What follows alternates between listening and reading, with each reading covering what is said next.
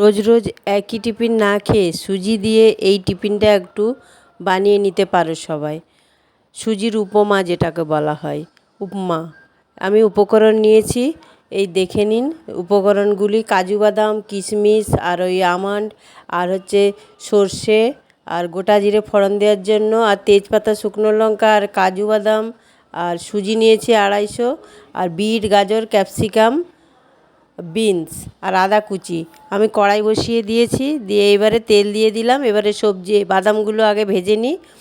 এই বাদামগুলো ভালো করে একটু ভেজে আমি একটা প্লেটে তুলে নেব। বাদামগুলো আমার ভাজা হয়ে গেছে, একটা প্লেটের মধ্যে তুলে নেব। এবার ওই তেলের মধ্যে আমি সবজিগুলো ভেজে নেব। এই বিনসটা আগে দিলাম, গাজরটা দেব, এগুলো একটু শক্ত তাই এগুলো একটু আগে দিলাম। এগুলো একটু ভাজা ভাজা হয়ে যাওয়ার পর আমি ক্যাপসিকামটা দেবো, কারণ ক্যাপসিকামটা খুব নরম, ওটা একটু পরে দেবো। এই যে ক্যাপসিকামটা দিয়ে দিলাম। এবার আমি সবজিগুলো সব ভাজা হয়ে গেলে আমি ওগুলোকে একটি প্লেটের মধ্যে তুলে নেবো। একটু ঢাকা দিয়ে দিলাম যাতে একটু ভালো সেদ্ধ হয়ে যায়, কারণ সুজির সাথে দিলে বেশি নাড়ানো যাবে না। হ্যাঁ, হয়ে গেছে আমার, ভাজাও হয়েছে, সেদ্ধও হয়েছে। এবারে আমি একটা প্লেটের মধ্যে সব কটা তুলে নিলাম। এবারে ওই কড়াইয়ের মধ্যে আমি একটু ঘি দিয়ে দিলাম। ঘি একটু 2 চামচ মতো দিয়েছি, কারণ এখন সুজিটা ভাজবো। এই তেজপাতা, শুকনো লঙ্কা, আর এলাচ, 3টে এলাচ ফেটিয়ে নিয়েছি, দিয়ে দিলাম। আমার তেলটা গরম হয়ে আমার সব ভাজা হয়ে গেছে, বাদাম আর ওই সবজিগুলো। এবারে আমি ওর মধ্যে আদা কুচিটা দিয়ে দিলাম।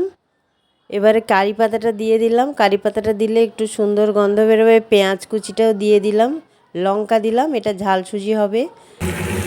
এবারে ওই সর্ষে আর গোটা জিরা ফোড়ন দিয়ে দিলাম। এবারে ফোড়নটা আমার একটু তেলের মধ্যে ভাজা হয়ে যায়। পেঁয়াজ, কারি পাতা সব দেওয়া হয়েছে। এবারে আমি 250 গ্রাম সুজি নিয়েছি, একটা প্যাকেট আর কি, 200 আর একটু ছিল। এবারে ভালো করে সুজিটা দিয়ে দিলাম। এবারে ভালো করে সুজিটাকে ভেজে নেব ঘিয়ের মধ্যে।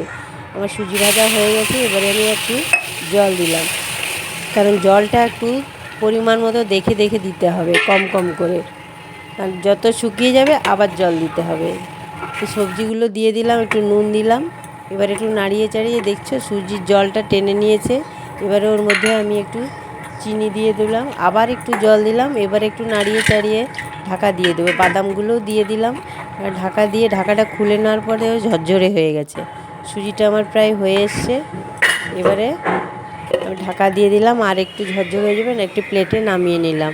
কেমন হয়েছে আমার এই সুজির এই টিফিন, এই উপমা, একটু কমেন্ট করে জানাবে, একটু লাইক সাবস্ক্রাইব করে পাশে থাকবে।